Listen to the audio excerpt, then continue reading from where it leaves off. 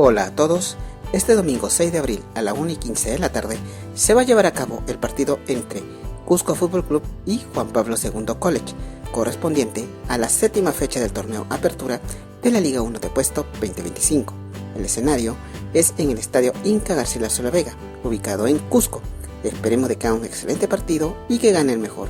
Mucha suerte para ambos equipos. Muchas gracias.